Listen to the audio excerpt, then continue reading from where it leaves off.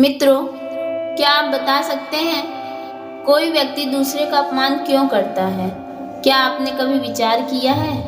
वैसे तो हम भी बिना कारण बहुतों का अपमान करते हैं। हमारा अपना अपमान भी बहुत बार होता है। संसार का सारा व्यवहार एक दूसरे का अपमान करने पर टिका है। जैसे पति अपनी पत्नी का अपमान करता है, पिता अपनी संतानों का अपमान करता है, नौकरी देने वाला अपने नौकर का अपमान करता है।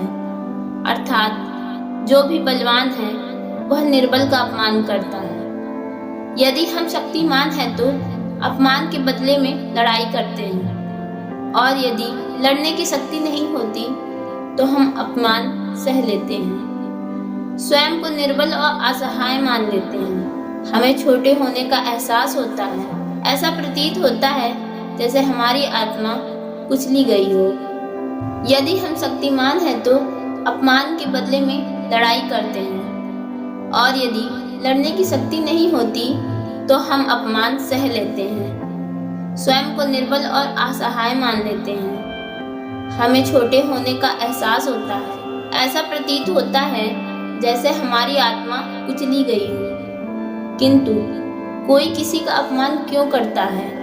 हम विचार कर रहे थे कि जब अपमान होता है तो मनुष्य को अपनी निर्बलता का एहसास होता है, और निर्बलता का बोध मनुष्य को कुचल देता है। वह अधिक से अधिक निर्बल बन जाता है। अत्याचार सहने की आदत सी पड़ जाती है।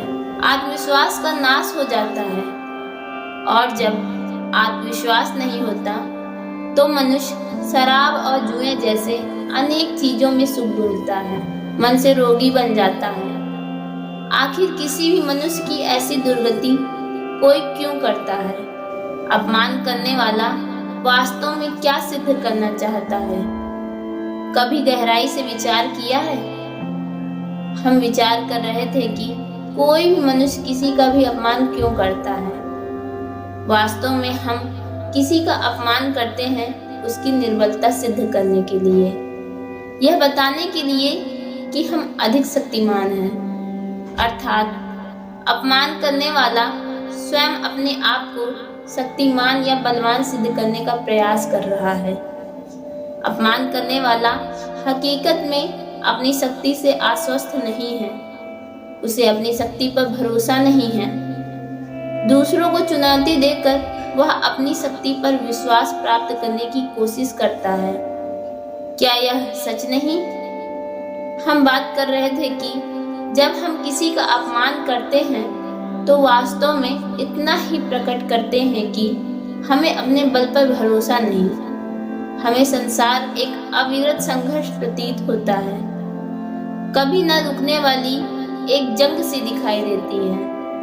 हम अपने निकट आने वाले सभी को प्रतिद्वंदी मानते हैं, फिर वह पति या पत्नी ही क्यों ना हो। हमें निरंतर लगता है कि हमें अपनी शक्ति सिद्ध करनी होगी, अन्यथा हमारा शोषण होगा। हम किसी के गुलाम बन जाएंगे। किंतु क्या हमने कभी विचार किया है कि दूसरों को प्रतिद्वंदी अर्थात दुश्मन मानने के बदले कलीग मान ले, या हमारी सहायता करने वाले को सहयोगी मान ले, अर्थात दूसरे व्यक्ति को प्रेम करें, तो उसका अपमान करना आवश्यक ही नहीं होगा।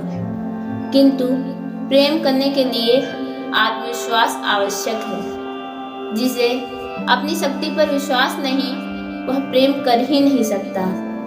अर्थात जिसका हृदय आत्मविश्वास से भरा होता है, न वह अपमान करता है, न ही अपमान को स्वीकार करता है।